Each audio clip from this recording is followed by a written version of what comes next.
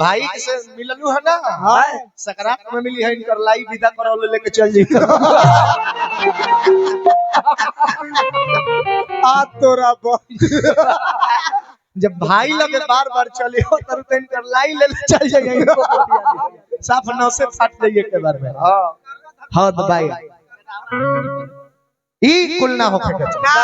गाना बजाना का मतलब कि गीत संगीत से दाब दो तो गीतो गौला हां जौन गौला हो कि भजन में नहिया लगा लो डार्लिंग बाउर दतिया सुधार दो तारा गाना पर केहू थोड़े खुश रहल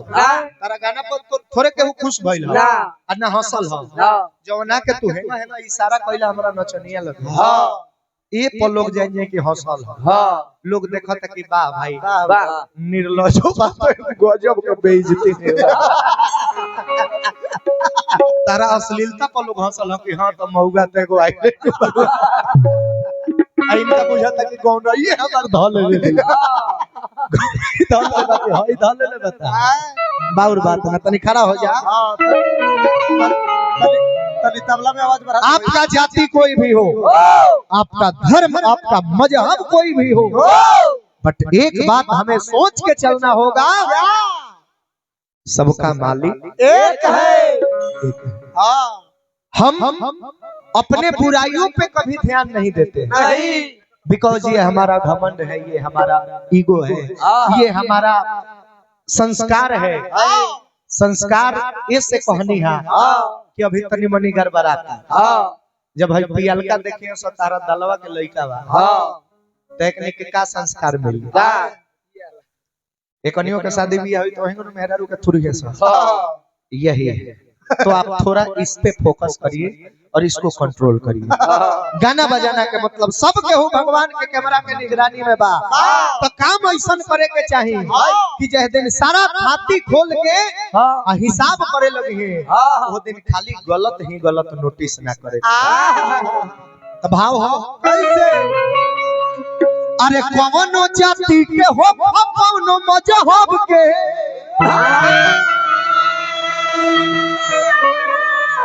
अरे कवनो जाति के हो कवनो मजहब के अरे तो पोरे पोरे वीडियो रिकॉर्डिंग होता सब के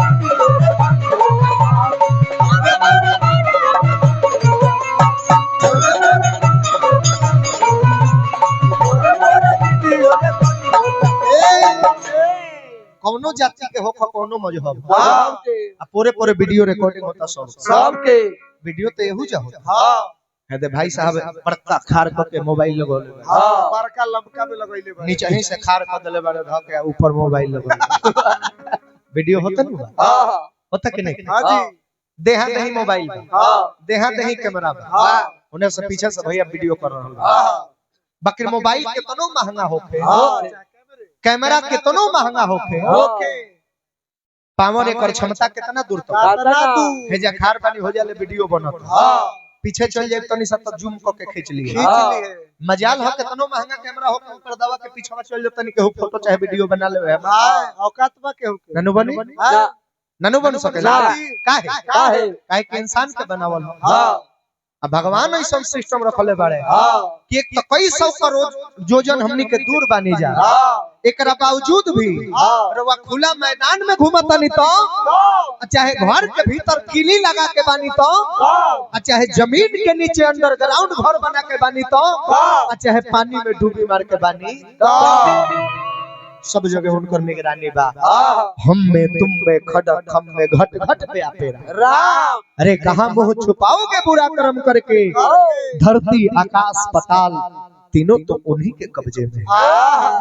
अरे तो पोरे पोरे वीडियो रिकॉर्डिंग होना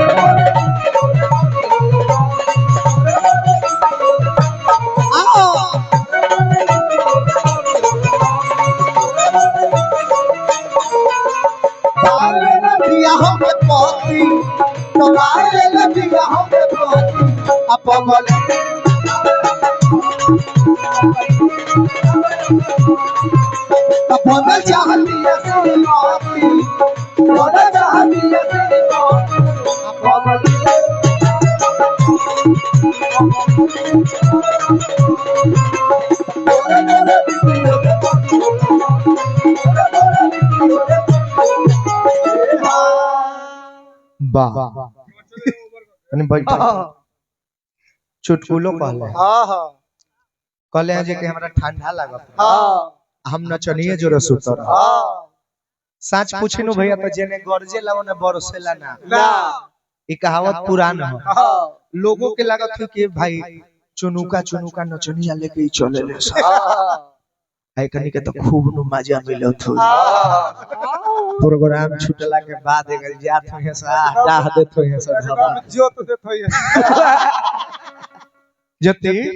सबे सब के मन में चलत है हकीकत बात है अरे हमहू छोट रहनी नु तो ऑर्केस्ट्रा देखे जब जाई नु हां जोन अनाउंसवा करे चाहे जोन बत्तिया लेके खार रह एहू सरवा के राजे नु भाई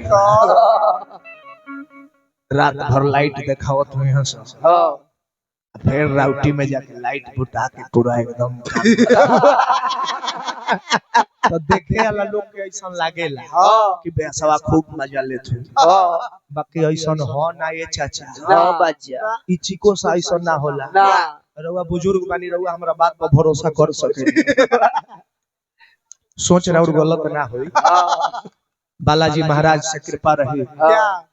राउर जवानी फिर से वापस काहे कि जब हम एकरा पर सटत हो हम तो वो कहते कि जा हे भगवान कहां से कहां बुढ़वा देला हमरा हकीकत बात कर लेकिन भैया जौन मंचवे पर हो जाला तो हो जाला लोगे से देखा के हां बाद में ई गाड़ी में जब डिक्की जाके धरी नो पीछे हां झांकियो ना पारी के ब्यास कहां बारे आ फिर जब दिन भर हम सुतब नु हां तो कोनो होश ठिकाना नहीं है कि हम शायद नचनियो पोसले बनी एगो पोसले बनी ओकरा अरे भाई जितने दिन बा लेकिन कोनो चीज के खियावत पियावत बारा माले जाल भले बेचा जाला लेकिन दुआर पर बात लोग कहेला न कि भाई माल पोसले बा और वो लोग के लागत है पोसले बा माल एगो बढ़ी लेकिन माल पोसले बा लेकिन दूध दे दूध बाना उठा त देखा तू कहला कि नचनिया जो हम सुता रह हां ई गलत बात रंग कोनो नचनिया से रिकॉर्ड हमर निकाल के देख ली हां बाकी कहलस कि ठंडा लागत त हीटर धली हां त का दुना चनियावा कहलस कि ये नाती के बेटा हां हीटर धैला से होई नीचे से प्लग त खोसलही नहीं हां अच्छा हीटर धइल जाला भैया हीटर हे जा बात ओकरा के दूर से तापल हां चाहे रूम हीटर होला तो उगर मौले रहेला हां ए बोका के इहो नहीं के बुझत कहत हीटरवे ध ले लो घरबा त जीवो मर जीवो तू हिट हो जाइबो मान गइनी रे भाई बोको भइल से त कमे आप बोका नहीं कनकट बोका बड़ा से छेड़ुआवली कोनो कामो लाइक नहीं खा सरे एकनी से एगो पठरू जनम ना लियो में के बोका गदहा कहू देखी बोली निकलत रह अबली अरे तो सब है सीसीटीवी कैमरा के सो